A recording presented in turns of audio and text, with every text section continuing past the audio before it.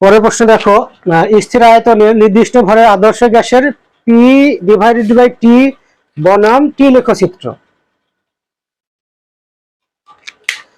লেখচিত্রটি কি হবে? তাহলে আমরা যদি চারটা লেখচিত্র সম্পর্কে তো জানি, তাহলে উত্তরটা আমরা সহজেই পাবো। দেখো, এই লেখচিত্রটি হবে মূল বিন্দুগামী। এখানে উত্তর তোমার ক হবে। এটা হুবহু হাজারি স্যারের বইয়ের থিওরি থেকে, ওই যে গ্যাসের যে সূত্র সমূহ আছে তার লেখচিত্র দেখবে আছে। এইটা হবে দেখো মূল বিন্দুগামী।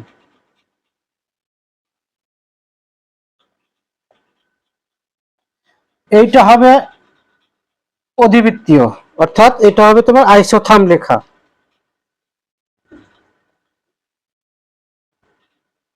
বা অধিবৃত্তীয়।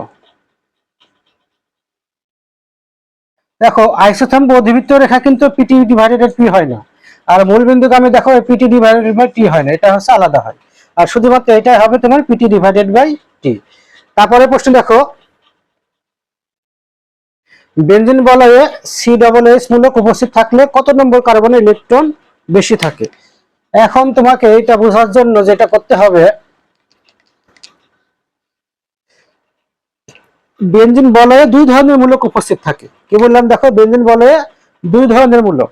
এক নম্বর হচ্ছে তোমার অর্থপরা নির্দেশক মূলক,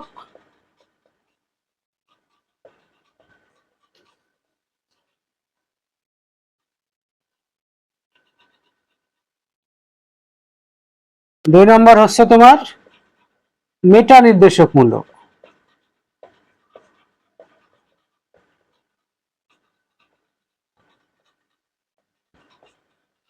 দেখো, অর্থপরা নির্দেশক মূলক গুলো বেনজিনের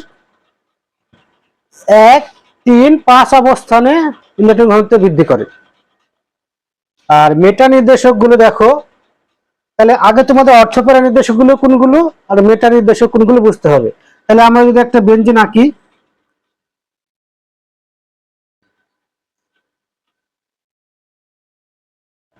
মনে করো এটা টলোইন, এটা দেখো 1 নম্বর,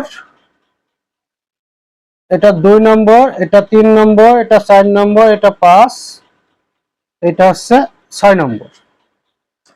দেখো, মেটা নির্দেশক কোনগুলো? যাদের ডবল বন্ড বা ট্রিপল বন্ড থাকে সেগুলো মেটা। যেমন উদাহরণ তোমরা দেখতে পারো COOH, CN, NO2, এমন আরো অনেকগুলো যৌগ আছে যেগুলো মেটা নির্দেশক। মেটা নির্দেশক দেখো, এইটা হচ্ছে অর্থপেরা নির্দেশক, অর্থাৎ এইটা হচ্ছে অর্থপেরা নির্দেশক, এইটা হচ্ছে অর্থপেরা নির্দেশক, আর এই দুইটা হচ্ছে মেটা নির্দেশক। দেখো, 3 নম্বর আর 5 নম্বর কার্বন বেনজিনের কত? 3 নম্বর কার্বন আর 5 নম্বর কার্বন মেটা নির্দেশক।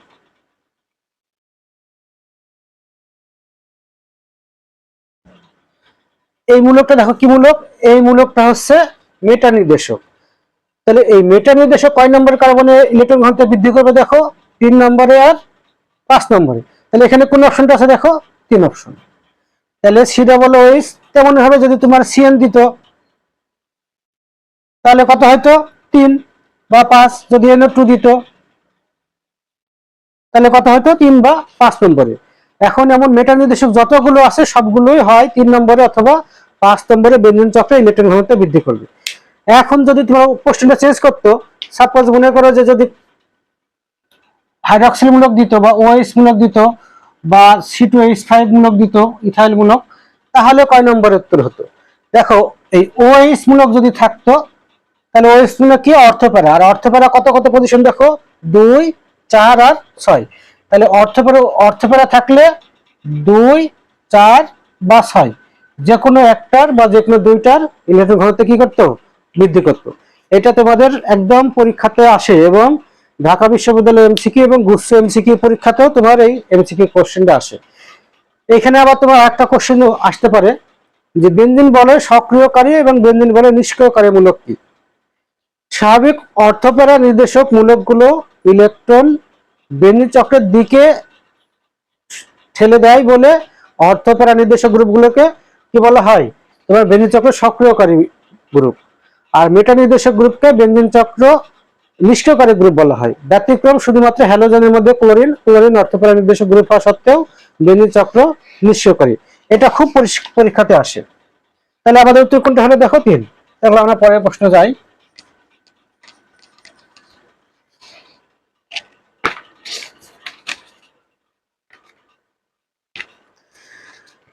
দেখো বলছে ইলেকট্রোফাইল হলো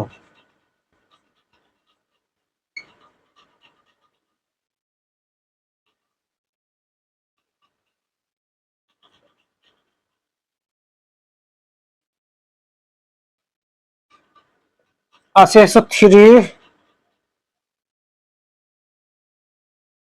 RMGX, 3 নম্বরে আছে তোমার। দেখো ইলেকট্রোফাইল দুইটা টার্ম আছে তোমার, একটা আছে ইলেকট্রোফাইল আর একটা আছে নিউক্লিওফাইল। ইলেকট্রোফাইল আর আছে নিউক্লিওফাইল।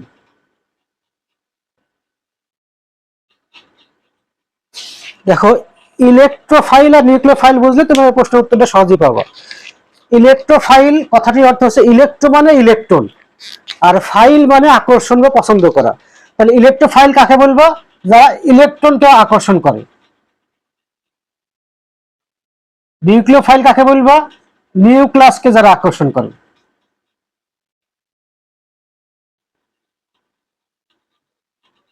ইলেকট্রনের চার্জ কি বলতো? নেগেটিভ। আর নিউক্লিয়াসের চার্জ কি বলো? পজিটিভ। এখন তুমি সহজে বলো তো নেগেটিভকে কে আকর্ষণ করবে? নিশ্চিত নেগেটিভকে পজিটিভ আকর্ষণ করবে। দেখো এখানে তাহলে কি আছে, একটা পজিটিভ আমরা পাইছি কি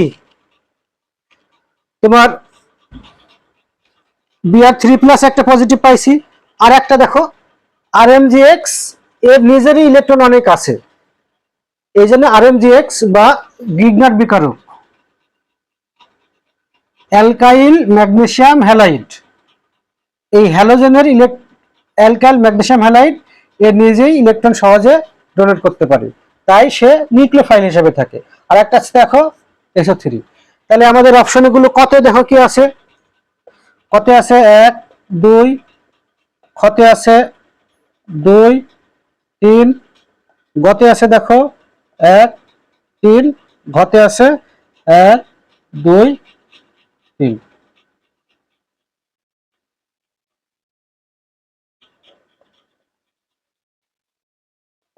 তাহলে উত্তর কি হবে দেখো তো 1 আর 3। তাহলে 1 আর 3 ইলেকট্রোফাইল। তাহলে ইলেকট্রোফাইল কাকে বললাম? এটা তোমার কতেও আসে, যে সমস্ত যৌগ ইলেকট্রনটা আকর্ষণ করে তাদেরকে ইলেকট্রোফাইল বলা হয়। ইলেকট্রোফাইল কিন্তু আবার দুই প্রকার, একটা তোমার পজিটিভ চার্জযুক্ত যৌগ এবং পশ্চিম চার্জযুক্ত যৌগ। আর নিউক্লিওফাইল, নিউক্লিওফাইল যারা নিউক্লিয়াসকে আকর্ষণ করে। নিউক্লিওফাইলও দুই প্রকার, একটা ঋণাত্মক চার্জযুক্ত নিউক্লিওফাইল আর একটা হচ্ছে পশ্চিম নিউক্লিওফাইল। দেখো পরের প্রশ্ন,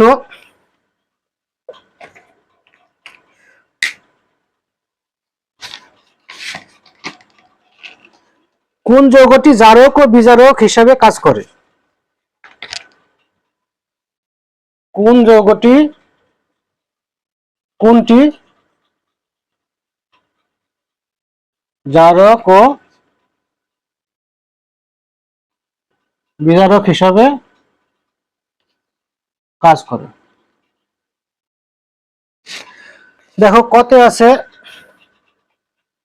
FeSO4, কতে আছে Ki, গতে আছে H2, ঘতে আছে H2O2। এখন জারক ও বিজারক বলতে তোমরা কি বুঝাও? দেখো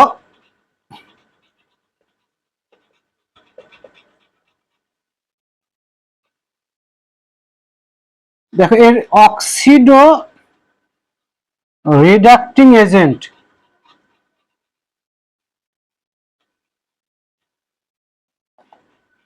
যে সমস্ত যৌগ একই সাথে ইলেকট্রন ত্যাগ করতে পারে এবং ইলেকট্রন গ্রহণ করতে পারে তাদেরকে জারক ও বিজারক বা অক্সিডো রিডাক্টিং এজেন্ট বলা হয়। তাহলে এখানে দেখো কোন যৌগটা জারক এবং বিজারক হিসেবে কাজ করতে পারবে? এখানে শুধুমাত্র পারঅক্সাইড H2O2 জারক ও বিজারক হিসাবে কাজ করতে পারবে। এবং এটা কিভাবে? অর্থাৎ এরা জারণ প্রক্রিয়া ইলেকট্রন ত্যাগ করতে পারবে এবং বিজারণ প্রক্রিয়া ইলেকট্রন গ্রহণ করতে পারবে। এরকম আরো যৌগের উদাহরণ তোমরা একটা সহজে যদি টেকনিক মনে রাখো, যে ও সাথী ফিরবে না হাই, এটা যদি তোমরা মনে রাখতে পারো যে ওতে O3, সাথীতে SO2, ফিরবে নাতে হচ্ছে Fe2+, আর হাইতে হচ্ছে হাইড্রোজেন পারঅক্সাইড। এই চারটা যৌগ তুমি মনে রাখতে যদি পারো, যে ওর সাথে ফিরবে না হাই, ozone, sulphur dioxide, Fe2+ ion আর H2O2, এই চারটা যৌগ কি করতে পারে? জারক ও বিজারক হিসাবে একসাথে কাজ করতে পারে। এখান থেকে তোমার এমসিকিউ আসেই, তাই আমরা সহজেই মনে রাখবো। তাহলে পরের প্রশ্ন আমরা যাই।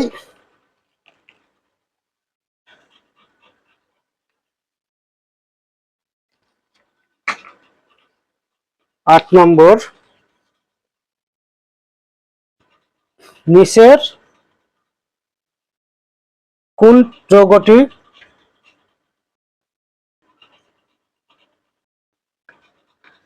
পাকা বিদ্যমান?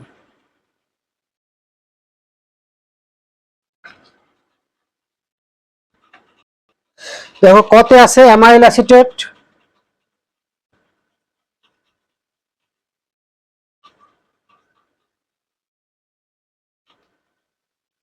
খতে আছে অক্টাইল অ্যাসিটেট,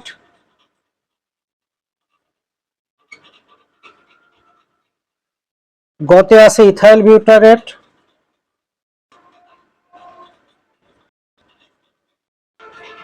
ঘতে আছে বেনজাইল।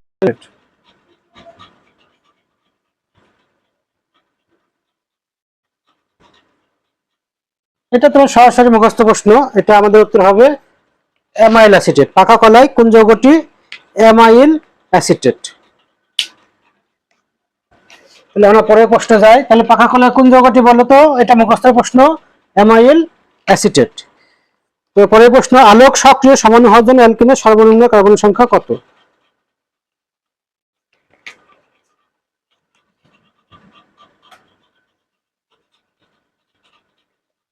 আলোক সক্রিয় সমাণু হওয়ার জন্য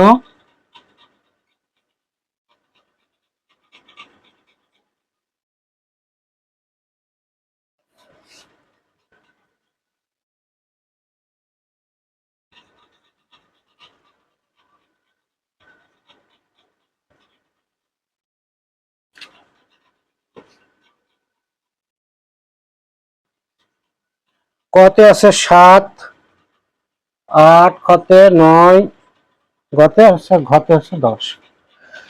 দেখো আলোক সক্রিয় সমাণু শর্ত কি? আলোক সক্রিয় সমাণু শর্ত তোমার কাইরাল কার্বন হতে হবে। শর্ত কি আলোক সক্রিয় সমাণুর? কাইরাল কার্বন থাকতে হবে।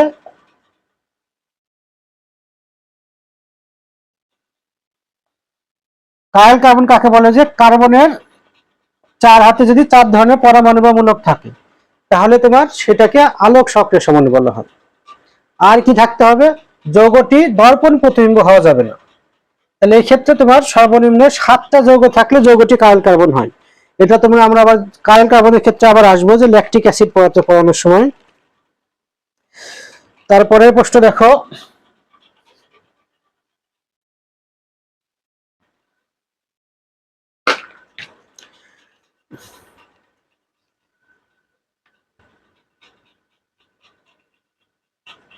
স্থির চাপে 0 ডিগ্রি সেন্টিগ্রেড তাপমাত্রায় O2 অক্সিজেন গ্যাসের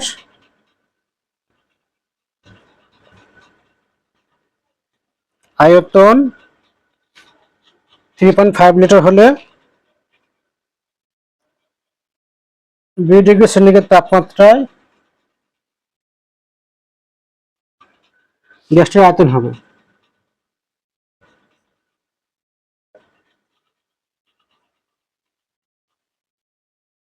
কত দেওয়া আছে?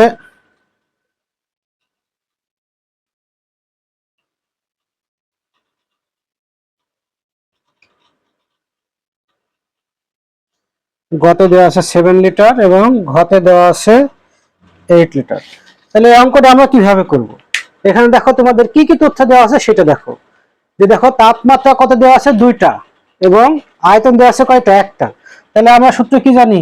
V1 ডিভাইডেড বাই T1 সমান V2 ডিভাইডেড বাই T2। তাহলে এখানে তুমি যেভাবে ইচ্ছা ধরতে পারো। এখানে দেখো এটা তুমি যদি T1 ধরো তাহলে T1 কত? 0 ডিগ্রি সেন্টিগ্রেড, কেলভিন তাপমাত্রা নিতে হবে 73 প্লাস 0 273। দেখো T2 কত আছে? 20 ডিগ্রি সেন্টিগ্রেড। T2 সমান কত? 20 যোগ 270 কত হয়? 290। লিটার